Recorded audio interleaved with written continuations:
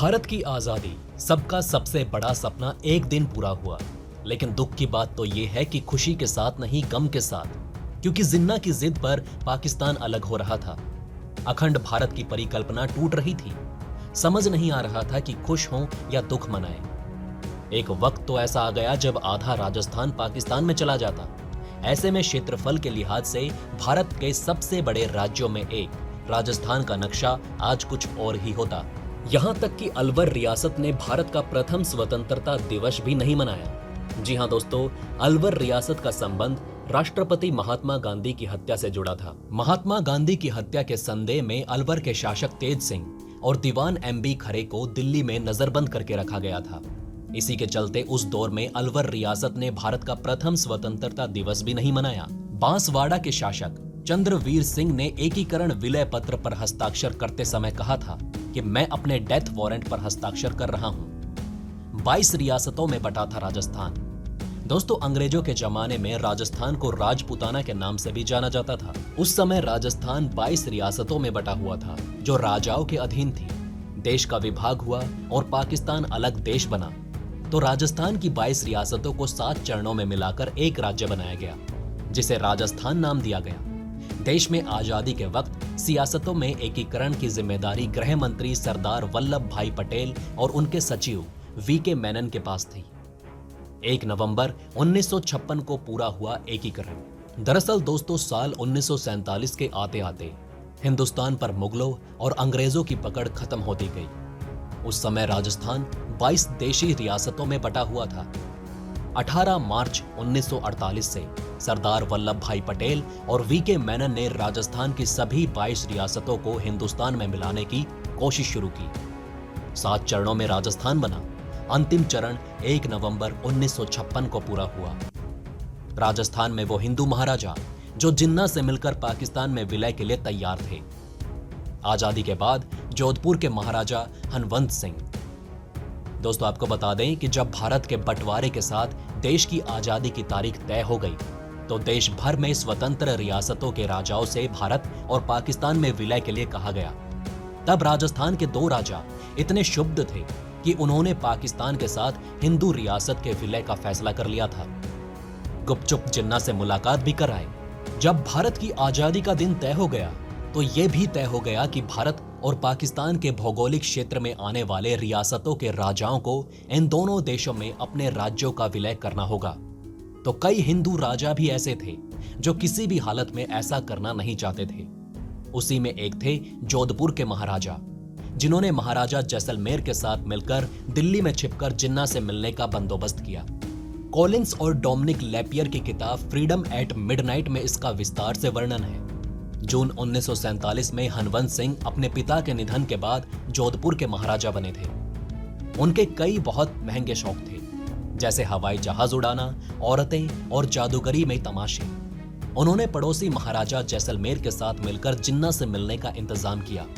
वो उनसे पूछना चाहते थे कि अगर वो अपनी हिंदू रियासतों को लेकर उनके पाकिस्तान में आ मिले तो किस तरह से स्वागत की आशा कर सकते हैं। जोधपुर राज्य को ऐतिहासिक तौर पर मारवाड़ साम्राज्य के नाम से जाना जाता था। ब्रिटिश राज में यह प्रिंसिपल स्टेट बन गया था, जिसकी राजधानी जोधपुर थी। जिन्ना को जब यह पता चला कि 2 हिंदू राजा उनसे मिलना चाहते हैं तो वो ये सोचकर उछल पड़े कि 2 बड़ी रियासतों को अपने प्रतिद्वंदियों से छीनकर वो उन्हें नीचा दिखा सकते हैं। जिन्ना ने अपनी मेज के दराज से एक सादा कागज निकाला और जोधपुर के महाराज के आगे बढ़ा दिया। जिन्ना ने उनसे कहा कि आप अपनी शर्तें इस पर लिख दीजिए, मैं उन पर दस्तखत कर दूंगा। दोनों ने अपने होटल में जाकर विचार करने के लिए कुछ मोहलत मांगी। वहां पहुंचे तो देखते हैं कि वीपी मेनन उनकी राह देख रहे हैं। राज्यों के विलय के लिए बनी कमेटी में मेनन गृह मंत्री वल्लभ भाई पटेल के साथ थे और उनके बहुत विश्वास पात्र थे। उन्हें इस मामले में पर्याप्त अधिकार भी मिले हुए थे। मेनन को अपने भरोसेमंद सूत्र से पता चल गया था कि 2 राजा कुछ अलग चाल चल रहे हैं और दिल्ली में चोरी छिपे जिन्ना से मिलने आए हैं। वो पाकिस्तान में मिलने का फैसला कर सकते हैं। उन्होंने महाराजा जोधपुर से कहा कि वायसराय उनसे फौरन मिलना चाहते हैं। उन्हें वायसराय भवन चलना होगा। महाराजा को एक कमरे में बिठाकर मेनन ने वायसराय हाउस में माउंटबेटन को तलाशा। अब तक माउंटबेटन को खुद नहीं अंदाजा था कि मेनन आखिर क्यों महाराजा जोधपुर को वहां लेकर आए हैं। मेनन ने माउंटबेटन को वाकया बताया और उनसे रूठे हुए महाराजा को मनाने का अनुरोध किया। माउंटबेटन ने युवा महाराजा को लताड़ा। दोस्तों, महाराजा जोधपुर के हाल ही में दिव्यंगत पिता लॉर्ड माउंटबेटन के अच्छे दोस्त थे। माउंटबेटन ने महाराजा हनवंत सिंह से कहा, अगर आज उनके पिता जिंदा होते तो बेटे की इस हरकत से निश्चित तौर पर उन्हें बहुत तकलीफ होती। उन्होंने ये भी कहा कि केवल अपने स्वार्थ के लिए हिंदू रियासत की प्रजा को पाकिस्तान में ले जाने की कोशिश करना बहुत बड़ी मूर्खता होगी। उन्होंने महाराजा को समझाने की कोशिश की और ये भी कहा कि उनके निजी शौकों पर भारत सरकार कोई रोक नहीं लगाएगी। माउंटबेटन इस नौजवान महाराज को एक कच्चे समझौते पर हस्ताक्षर करने के लिए मेनन के साथ वहीं छोड़कर चले गए। उसके बाद महाराजा जोधपुर ने अपने ही कारखाने में बने कलम निकाली। समझौते पर साइन करने के लिए जैसे ही उन्होंने पेन का ढक्कन खोला, उसमें से एक पिस्तौल निकल आई, जिसे उन्होंने मेनन पर तान दिया। फिर महाराजा चिल्लाए, मैं आपकी धमकियों से डरने वाला नहीं हूं। शोरगुल सुनकर माउंटबेटन वापस लौट आए। उन्होंने महाराजा से पिस्तौल छीन ली। फिर महाराजा ने शानदार दावत दी। 3 दिनों के बाद मेनन ने विलय के पक्के करारनामे के कागज महाराजा के महल भिजवा दिया। मुंह लटकाकर महाराजा ने उस पर दस्तखत कर दिए। इसके बाद उन्होंने अतीत को दफन करने के लिए बड़ा जश्न मनाने का फैसला किया, जिसमें नहीं चाहते हुए भी मेनन बतौर मेहमान शामिल होना पड़ा। मेनन को कई दौर शैंपेन के पीने पड़े। महाराजा ने जश्न की शानदार व्यवस्था की हुई थी, जिसमें नाचने वालियां भी थीं। मेनन शाकाहारी थे, उन्होंने गोश्त को हाथ भी नहीं लगाया। उनके लिए जश्न बहुत भारी साबित हुआ। महाराजा ने हवाई जहाज में मेनन की हालत कर दी पतली। जश्न खत्म करने की आज्ञा देने के बाद महाराजा ने ऐलान किया कि वो खुद अपने निजी हवाई जहाज में मेनन को लेकर दिल्ली छोड़ने जाएंगे। उन्होंने हवाई जहाज रॉकेट जैसी तेजी के साथ उड़ाया। कई बार हवा में कलाबाजियां खिलाई। मेनन का सिर चकरा रहा था। जब हवाई जहाज दिल्ली पहुंचा तो मेनन किसी तरह हवाई जहाज से निकले। दोस्तों, 7 चरणों में कैसे हुआ था राजस्थान का गठन, आइए जानते हैं। पहला चरण 18 मार्च 1948 को अलवर, भरतपुर, धौलपुर, करौली रियासतों का विलय होकर मत्स्य संघ बनाया गया।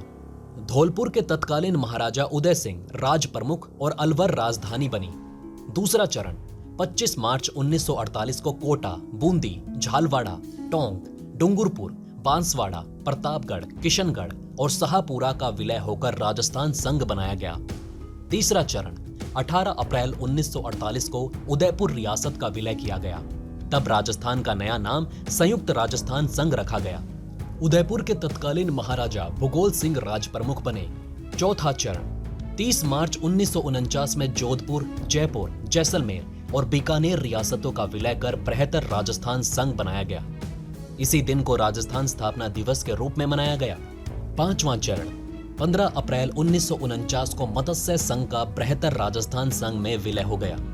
छठा चरण 26 जनवरी 1950 को सिरोही रियासत को भी बृहत्तर राजस्थान संघ में मिलाया गया। सातवां चरण 1 नवंबर 1956 को आबू, देलवाड़ा तहसील का भी राजस्थान में विलय हुआ। मध्य प्रदेश में शामिल सुनेल टप्पा का भी विलय हुआ। दोस्तों, अब आप हमें कमेंट सेक्शन में बताइए कि क्या ये बातें आपको पहले से पता थी। अगर नहीं तो इनमें से कौन सी बात आपको सबसे ज्यादा इंटरेस्टिंग लगी। और हाँ, कमेंट बॉक्स में जय हिंद लिखना ना भूलिएगा। तो दोस्तों, हमारे इस वीडियो में हमने आपको बहुत सी बातें बताने की कोशिश की। अगर आपको हमारी ये कोशिश अच्छी लगी हो तो प्लीज लाइक करें इस वीडियो को और इसी तरह की और जानकारी पाने के लिए सब्सक्राइब करें हमारे चैनल को। जितना हो सके इस वीडियो को शेयर करना ना भूलें। धन्यवाद दोस्तों, हम फिर मिलेंगे एक और इंटरेस्टिंग टॉपिक के साथ।